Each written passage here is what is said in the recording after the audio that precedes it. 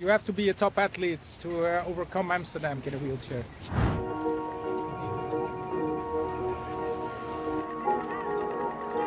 Vivre avec un handicap en Europe est encore trop souvent un parcours jonché d'obstacles et de discriminations. Les Jeux paralympiques de Paris 2024 ont remis la question à l'ordre du jour, mais le chantier est énorme pour qu'un changement radical ait lieu. Je suis aux Pays-Bas où de nombreux dispositifs ont été mis en œuvre pour garantir les droits des personnes handicapées et pourtant, l'ONU vient d'épingler le pays pour les nombreuses inégalités et carences qui existent encore en matière d'inclusion, comme c'est le cas partout ailleurs en Europe. Bienvenue dans European Stories. Dans l'ensemble de l'Union européenne, 101 millions d'adultes présentent une forme de handicap.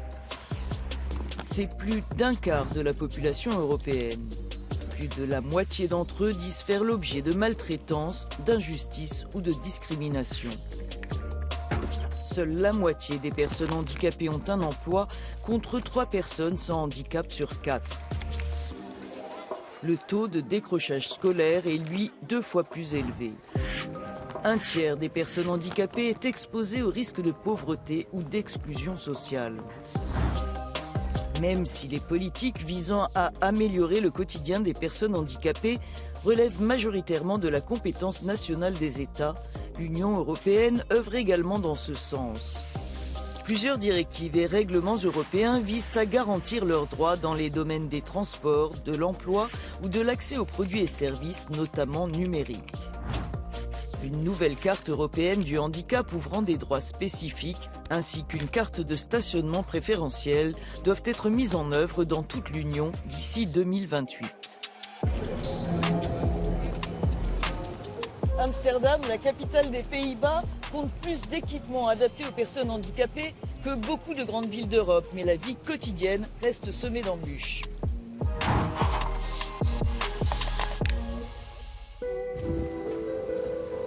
Kees-Jan van der Klooster est paralysé des membres inférieurs depuis 2001 à la suite d'un accident de snowboard.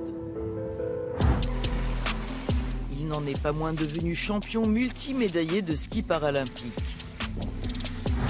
Une forme et un moral d'athlète, il en faut parfois aussi pour se déplacer en ville.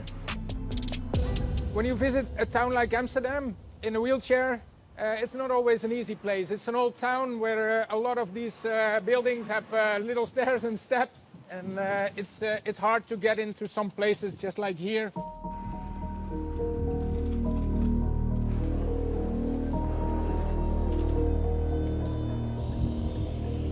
It can be very challenging to roll around. Like going up all these bridges is pretty hard work.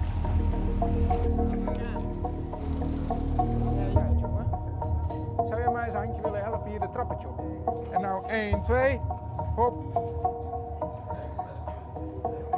I had my morning coffee now, and like most people I have to go to the toilet. But the thing is I can't go to the toilet in here. That's also part of my life. I can't blame this man for having his restaurant in this type of building. There's definitely a need of more accessibility. I'm in for that. The thing is, how do we reach that? Hoppa. We have to be realistic as well. Can we change all these old buildings, these bridges, make them flat so everybody can go in there? It's undoable. We have to look also for different solutions. We can adapt the world, but I think every now and then the people should adapt as well. Depuis qu'il a quitté la compétition sportive il y a quelques années, Kees-Jan consacre son temps aux activités que propose l'entreprise qu'il a créée après son accident. Objectif, déstigmatiser le handicap, mais surtout, apprendre aux personnes handicapées à surmonter les obstacles auxquels elles sont confrontées. Il organise régulièrement avec son équipe des formations comme celle-ci. We as former Paralympians use the experience we have in moving our borders in sports. We bring that back to the people here. You see during the training that these people grow and get more confidence in their own capabilities. Ja, openbaring. Je hebt mij dingen geleerd waarvan ik nooit gedacht had dat ik ze zou kunnen. Maar ik heb zeker wat opgestoken vandaag in de zin van wat er meer mogelijk is. J'ai demandé à Kessian ce qu'il attendait de l'Union européenne pour améliorer le quotidien des personnes handicapées. I learned to see people with disabilities as human beings with a disability instead of disabled human beings. I would also love to see more human beings in politics instead of politician humans. I think it's very important that also in the European Union we get more the human aspect back in society. We make a lot of rules, sometimes they're helpful, but I see in my work that what I do is very effective and we work with as less rules as possible. So see what you can do with less rules in Europe and more human facing.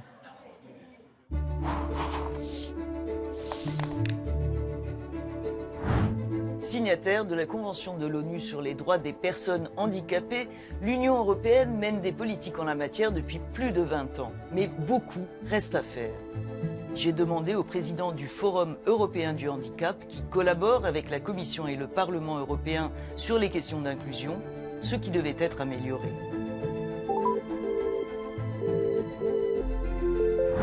Let's start with the freedom of movement.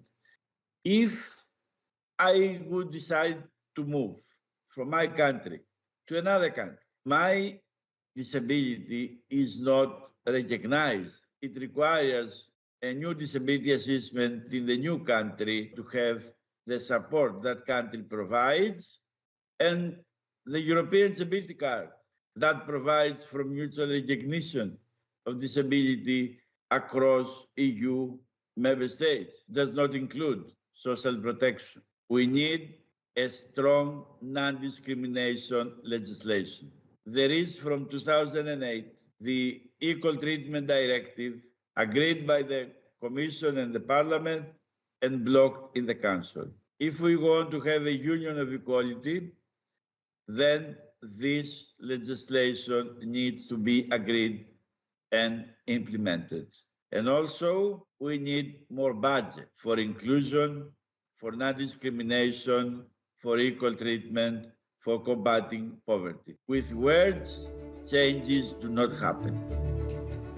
Passer des textes à la réalité dépend encore beaucoup de la volonté des États membres, dont on peut aussi rappeler que près d'un demi-million de citoyens n'ont pas pu accéder au vote lors des dernières élections européennes en raison de leur handicap.